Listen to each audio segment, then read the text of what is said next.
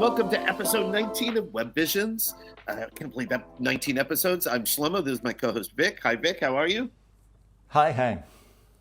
We just finished an interview with a man named Trak Lord, who I met at ETH Denver. Fascinating guy.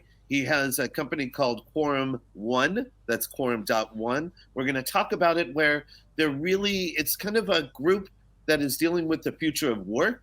And which is very much something I believe in with DAOs and blockchain work, but they're going a little further than that. It was super interesting, and we're just going to go straight into it because it's about 35 minutes. He had a lot of good things to say. So let's just go straight into our interview with Trak Lord. My new friend, Trak Lord, I met him with Jay, who me and Vic work with. They were sitting having beers at ETH Denver. And so that was already like one thing was like, okay, I need to meet this person. And then the first thing Trak says to me is like, so you know Carfy over at Unlock Protocol, how do you know him? Because he saw me say hi to him like half hour before. It's like, so we've been around each other a bunch, I think, and just finally like knew each other's names and said hello. Trak, thank you for giving us time. How are you? I'm doing very well. Thank you so much for having me. And in fact, Shlomo, I am. You have still failed to disabuse me of the notion that we've met, maybe a decade ago, in the pre-pandemic years, because there are just far too many people and instances that would lead me to believe that we have come across each other. I think. Didn't you say that you used to be the proprietor of House of Shields? Yep, I owned it for 10 years. Yeah, I used to darken the shit out of that doorstep of that place. So, at some point. I appreciate you keeping the lights on, No if problem. It wasn't for you. I got to say, during back then, that was a great time to be a technologist in San Francisco, owning a bar and being, deep into, the social web and working in online video. That was my life back then. So, Trak, tell us about you. What makes you you? What makes me me? What am I working on? Well, I'll start with the first question. And just because there's so much confusion about this typically, my name is Trak because I was conceived on an Amtrak train and my parents thought it was really funny. So we're just going to get that right out of the way. That is a true story in so much as I haven't, done any sort of CSI approach to verifying it empirically, as I'm sure you can understand. But the name served me well, and I've been Trak for my life. Honestly, as well. Trak Lord. I was just telling a coworker that your name is one of the greatest names I've seen. It's over the winter I got really into playing Skyrim, and I believe there are multiple people named Trak Lord in Skyrim, the video game. Wow. Yeah, I used to play Skyrim. Yeah, I could just see it. Then I took an arrow. And, you took an arrow. Yeah. So, what are you working on in the world? I want to talk about your thoughts and what you're working on. Definitely. So currently, I'm working on this thing called Quorum One. Quorum One, which I'm now a partner and I guess technically an investor as well. Quorum One is a collective of entrepreneurs, consultants, and thinkers, and it sort of came together because a lot of business system architects and consultants were very quickly disillusioned with kind of the corporate structure of tech consulting and IT consulting. And so they decided to band together and kind of build their own sort of operating model. And just sort of, because they all enjoy what they do. So they wanted to basically ensure that they could continue to do this work in a way that they enjoy, that optimizes for client satisfaction, for consultant satisfaction, that isn't at all extractive or exploitative. And from that sort of relatively humble beginnings, they began to grow this network, this community, this membership. And membership has and always will be free. There's no cost other than a sign-up form to join Quorum. And when it comes down to it, it's primarily a Slack instance, right, with all of these other bits and pieces that have been developed into it, integrated into it. But in that time, and I'd say 2 or 3 years, I think they really started off in 2020. We've grown the network to around 200 members. About 20% of those are actively engaged in client work. And the rest are the most superficial level, just super stoked to be there. There are constant sort of discussions about reimagining corporate models, about emerging technologies and research, We have an entire channel devoted to something that is called, delightfully, emos. I don't know if you've heard of these. They're sort of DAO adjacent. They're called emerging organizations. And they're extremely, at this point, philosophical. But this is the type of thing that we are actively engaged in because we believe that not that the system is broken, but the system is not able to keep pace with the massive disruption that is not only just sort of coming, but is practically already here. And this is the massive disruption I'm talking about, is massive disruption to kind of work itself, especially in the tech ecosystem. There was a lot to unpack there. Sorry. I had to stop back because I think we've talked about this. I'm definitely big into DAO governance. Such I've funneled a lot of money into a lot of social impact situations. One way, 2 years ago, I was calling DAOs really were nonprofit 2.0, where more money gets on the street and you have more human-centered governance writing and less legalese and just less middlemen and just get most of that $1 onto the street of what you're donating to. And that's really kind of what brought me into DAOs. What would be the difference between that sort of thing and this new model you're talking about? Yeah. So currently we are not on chain. And that's not something that is like permanently fixed, right? We just haven't had the sort of resources or bandwidth to kind of evaluate and implement that type of thing.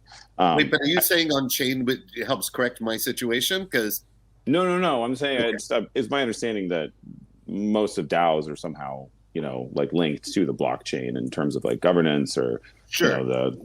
So I'm saying we don't have anything linking us to a blockchain in terms of governance, but it's something that we are certainly considering, which is a non-trivial reason for why we were at ETH Den to begin with, because especially in the DAO space, we want to learn from that. We want to collaborate with people in that space. To wit, we were and are sort of enamored with the idea of decentralization, right? It's the most obvious anathema to, the centralized hierarchical corporate structure, right? Through our sort of like research and talking and ideating, we sort of landed on this thing that we are tentatively referring to as polycentralization, as in, because we believe that there does need to be, just like it's like you can have a little authority, right? You can have a little governance. That's centralized. Yes. But more importantly, we want to not just kind of like distribute what would be a traditional governance or authority model. We want to allow this kind of, pick your metaphor, your comparison, sine wave, rhizome, root structure that can kind of begin to act independently, govern itself, sort of this very sort of fractalization approach to incubating a bunch of products, incubating a bunch of agencies, incubating ideas, taking on challenges that the current corporate structure is just completely ill-equipped to face, at least at the pace that it needs to do so. Things like climate change, things like whatever is going to be democracy. These types of big issues, and I will say candidly, the 200 of us that do this, we're not ready to incubate a nation state just yet, right? Like but we're looking into this as future proofing and really thinking out a model that can not only just optimize for work joy, but actually start to quickly and efficiently and resiliently approach these like massive things coming down the pipeline, right? Things like AI, things like the emergence of the blockchain, things like, again, climate change that will radically shift the way that we are able to do business, the way that we're able to work, and the way we're able to live. Okay, that's a good, very good explanation. But what exactly, like in current enterprises, what exactly pain points you see Sure. to fix?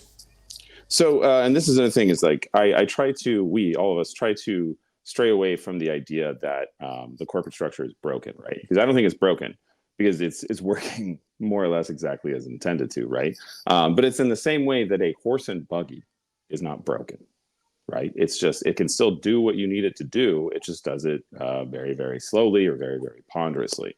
So some of the things that we've identified about corporate structures that we are looking to improve upon. One is the overly centralized authority, especially proportionate to the amount of, employees. You have this C-suite approach to building a corporation, and you have boards of directors. And I don't think I need to disambiguate how and why that is and has been problematic in the past, right? Just think of in terms of scale, right? It's very, very difficult to scale that kind of authority and also keep pace with the way that technology is going, with the way like the rapid advancements, or even to like how long does it take to solve a problem, right? Long does it take to solve a very, very big problem? If you're thinking in quarter to quarter milestones, you're probably not ever going to be able to solve that massive problem, right? You're basically just doing the dishes, cleaning your kitchen, and you're never going to, organize anything else, right? You're just going to be doing those day-to-day things. One of the other elements that we think, the actual nature and idea of employees is relatively outdated. It is, unfortunately, it has, and it's really, this is not a new development, or sorry, this is not, you can make the argument that this sort of structure has existed since feudalism, and I think there's legs to that. But when you look at the way that we exist as employees today, the primary reason to be an employee is not just to not starve to death, which is like the primary motivation of all humans and potentially all life anywhere. It's also to get health insurance, because we have inextricably linked the idea of not just not starving to death, but also like not getting sick, right? And not and being unhealthy to salaried employment, right? Like contractors don't get health insurance without some bunch of other, means tested and extra steps. Or even service industry. Most of them don't get health exactly. insurance. Yeah. Exactly. Yeah. But they still, again, are focused on, things like paying rent, having a roof over their head, feeding and clothing their children. And so the idea of this kind of like employee, and also, no matter, and I've even looked at this across like almost any industry. You can do service, you can do knowledge work. I'll focus on knowledge work. So it's kind of like, even though I was a waiter for 10 years, but I'll focus on knowledge. Are you all American football fans? Sure. Yeah. So do you remember the Super Bowl a few years back where there was a power outage during the Super Bowl? Yes. And then 10 seconds later, Oreo tweeted this now like famous tweet, right? This like, it's in every single marketing big win case study type thing where it says you can still dunk in the dark. And then after that, there were these overly, just like flowery, triacly like analyses of the team. And I have a lot of respect for that team, the fact they were able to move that quickly, right? Yeah. But the emphasis on this kind of, isn't it amazing that this big company can like pivot and do this real quick? I think, yeah, it is. I want to know, out of the amount of sales and engagement and everything else that like Nabisco or Oreo got as a result of the success of that tweet, which was, again, constructed and executed by a very small team. I think it was like 10 or 12 people. Uh-huh. What percentage of those rewards did that team get as a result? Right. They probably were forgotten by the end of the quarter that they deserved a bonus. Honestly, yeah, the way that corporate stuff is going right now, it's very possible that one, they no longer work for Oreo, or two, it wasn't their choice to no longer work for Oreo, because we're in this system of, we have to demonstrate growth. We have to do that at all costs. And one of the ways we demonstrate growth or justify growth is by eliminating expenses. And those headcounts that come with health insurance premiums and Social Security, like all these things, that seems to be the easiest. So then you get these sort of like workforces of contractors as the companies try to basically, fill that gap. Everyone's overworked. Everyone is miserable. So like this idea of employees, when it's entangled with this other idea of the centralized corporate structure that works on a quarter to quarter basis, we think is also basically a horse and buggy style, because in that system, you're never going to be able to retain and keep the talent at a rate necessary to solve these big problems that are coming down, that are happening right now. I mean, this is touching on, I got a million little parts that I want to talk about from what you're saying. Yeah. But in the end, what you're saying, this little part of staying with the cookie manufacturer, whatever, is, I'm a firm believer that the days of you having the job that you have that is titled X at a company Y for an extended period of time is long gone. Of course it is. Well, we got rid of pensions. Right.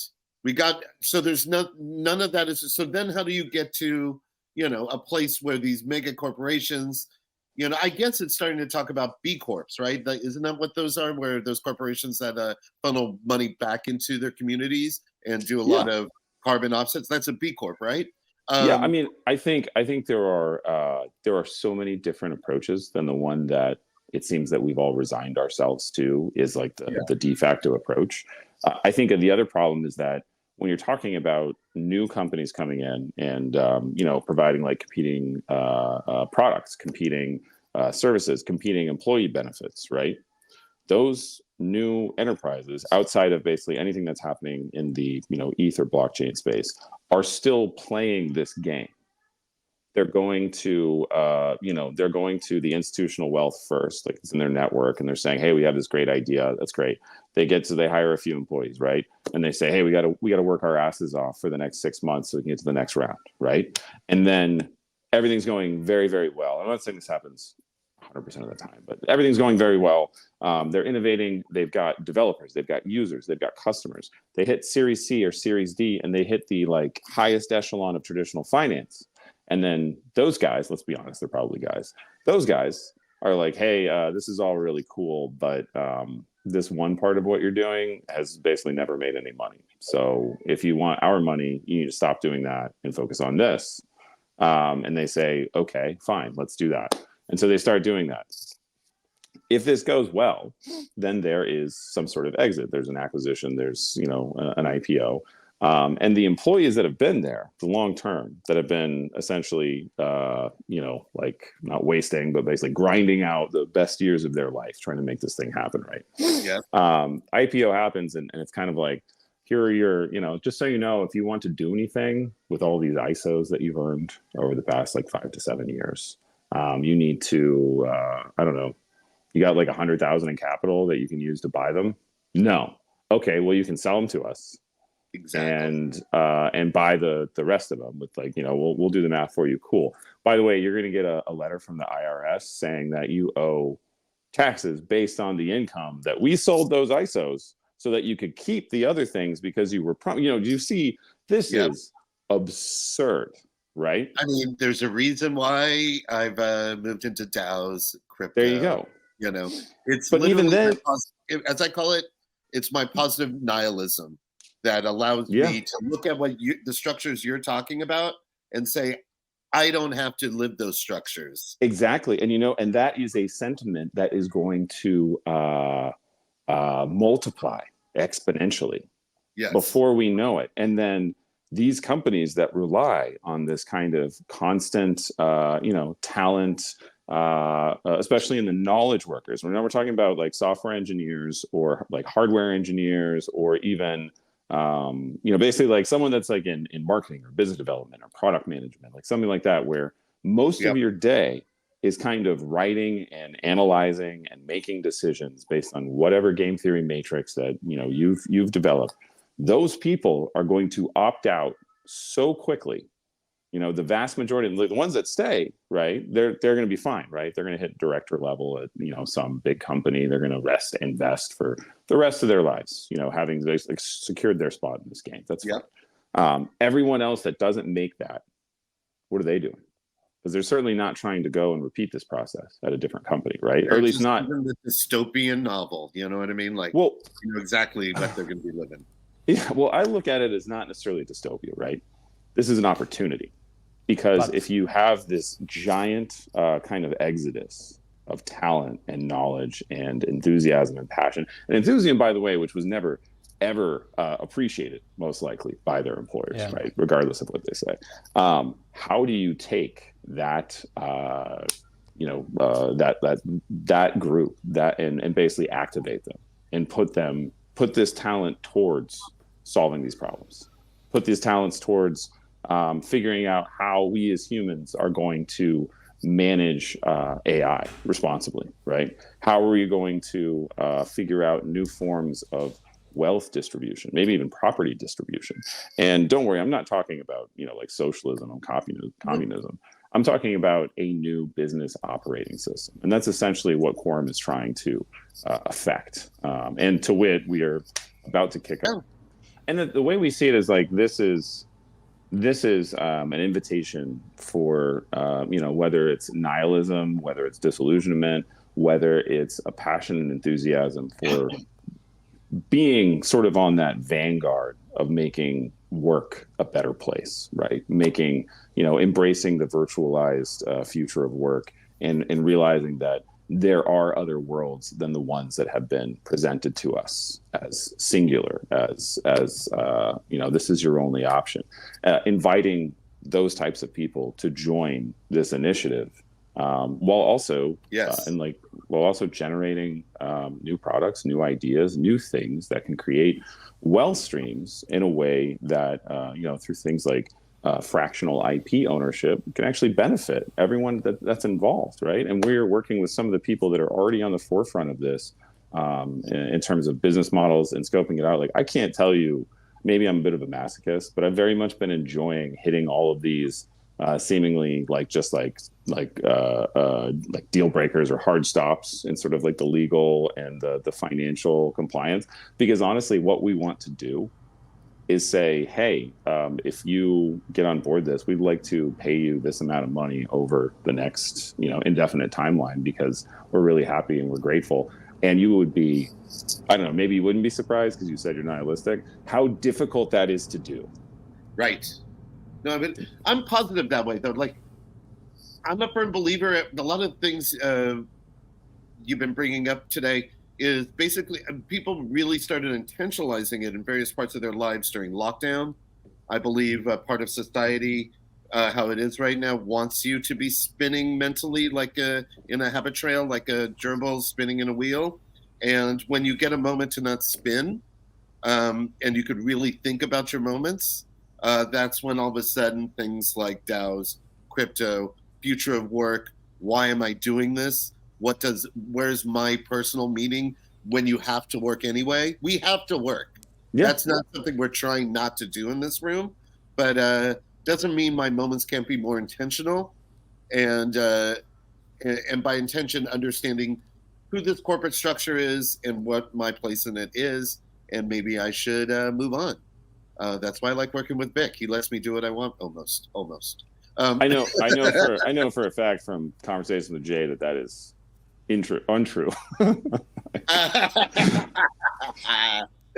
Oh yes, we all exactly. Jay. I thought Jay. I forgot to invite him to this. I'm not sure he knows we're doing this. I almost invited him, but so it's more fun though if we could name drop him without him being in the room.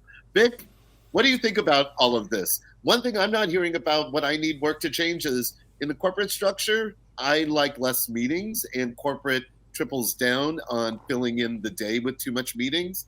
And that's the one thing I'm not hearing about. It's like, I would like a person's day to be parsed in a more humane way and not the 9 to 5 sort of thing. Like, and I'm talking about in the sort of work we all do. Like, we are in a 24-hour world, and I feel we should be able to parse our day that way. But okay. Vic, what are your feelings? I think that Trak, you have really good ideas regarding the evolution of corporate structures in the future. One very important trend to keep in mind is the decrease in population, which happening in the United States and in developed countries like China, India, gonna be sooner or later there too, Europe. So the population is decreasing and the talent crunch gonna be increasing too. And the COVID changed a lot of things in self-perceptions and like why I'm doing here. I totally agree with Shlomo with you about this. But this depopulation trend, this is really important thing because the talent pool gonna be very competitive for corporations. Another thing though, which is interesting, is the ability to govern and corporate innovation or corporate entrepreneurship to handle in this new way, I think this is a very sweet spot for new kind of organization and incentivization. This is like what my take on this. Yeah, I think one of the key things there is the competition, right? Yeah. So this is another one of those like preconceived notions where people could argue that this is kind of like a lizard brain or biological imperative thing. I'm starting to wonder if the lizard brain is actually a thing, or if it's something that we've reified because we've been told that it exists. And now we use it as an excuse to do terrible things to people, as though we're sort of like biologically hardwired. Anyway, that's probably a separate conversation. I hear you. But this competition thing, right?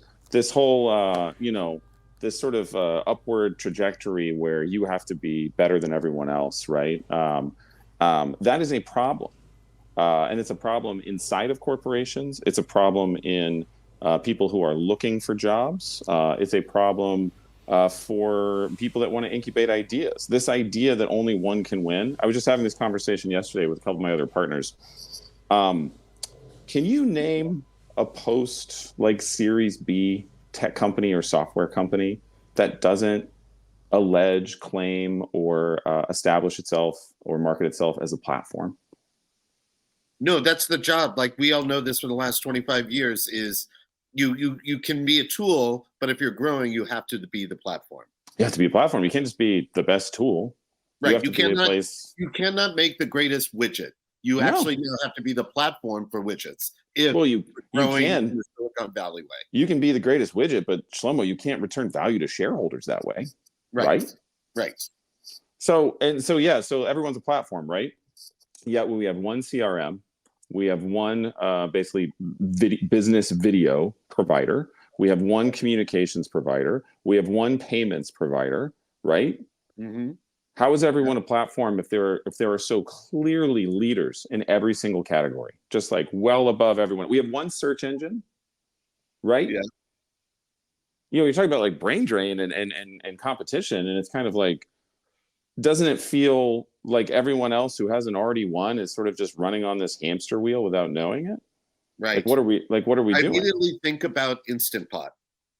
Instant Pot was created by this family, like father, son, or something like that, right? And now Instant Pot, their one widget is huge. And someone bought them, I forget who, but it's someone who has like a series of kitchenware, one of those huge companies like KitchenAid or something. Yeah. Bought it. And now are shuttering it down because what they found out is Instant Pots are so well made that people never buy a second one. Oh no. And so this amazing product that Instant Pot, when it was an individual company, was self-sustaining, sold to these folks, and is now shuttering because the product's too good, they can't sell enough. And it's a failure for this bigger business. That's just the first thing I thought about of your story right there. As a society, can we just go back to the whole, if you made more money than you spent last quarter, you're a good business? Right. Right. Like that is the boilerplate definition of a successful enterprise, right? Right. Hey guys, we made more money last quarter than we spent. Yeah. Cool. Someone's like, well, was it? Divvy it up, and then you divvy it up and put a little in the bank, and you just keep moving. Yeah, and it's just I don't understand. Yeah, I mean, there's a whole sort of like follow white rabbit trail there, but we are continued. There's this like downward pressure again, especially on knowledge workers. I'm not going to speak for skilled laborers, day laborers. Like that has its own set of things, and I'm not entirely sure that I have the experience or the acumen to even speak on how we go about doing that, right? But I do believe that there is a ripple effect here, because when you start to look into the past 25 years of tech, you start to find some pretty abominable repercussions of some of the successes, right? Things that affected the environment or will affect the environment, things that affect policy, things that affect the actual human capital that has, worked and struggled to bring these ideas to market, right? So I think it's not just, woe is the knowledge worker consultant class. Like, what are they ever going to do, or kind of thing, or what will we do with all these marketers? Won't someone think of the marketers? I think it's more that all the influencers in high school and such, when they can't get a job as an influencer, will be our marketers. That's basically that may and already so that will be the case. predominant job. Right now everyone is the predominant job is influencer, right? But it's those people, once they figure out they don't make a living that way, we'll have way too many marketers. That's what's going to happen. Well, if you think about it, influencers kind of figured it out. Not all of them do it in a way that is intellectually honest, but when it comes down to it, especially post-pandemic, it was, hey, I have a lot of thoughts on things, and the internet has provided me a distribution channel to air those thoughts, right? To kind of explore this. Influencers are just another type of entrepreneur, right? I think they do get a worse rap than I think, because it's so visible, right? It's everywhere you look. And also, there's a lot of aspects to the job influencer that older people devalue or don't even understand. And I think that's why it gets poo-pooed. Like, there's a lot of actual, just the internet and that job born of and in the internet has never happened before, just like we didn't have soap opera stars before television. You know what I mean?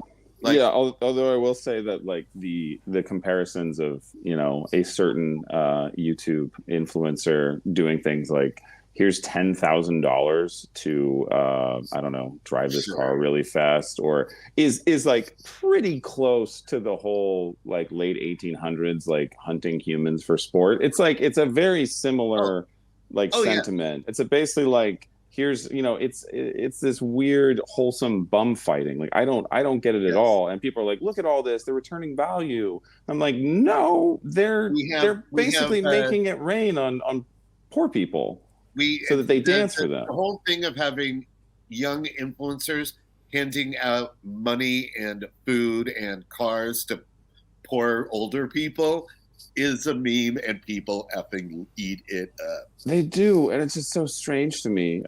My favorite use of kind of an influencer or celebrity, do you remember that Blink-182 video where they just get a crane and a Miata and they drop the Miata onto a parking lot with the crane?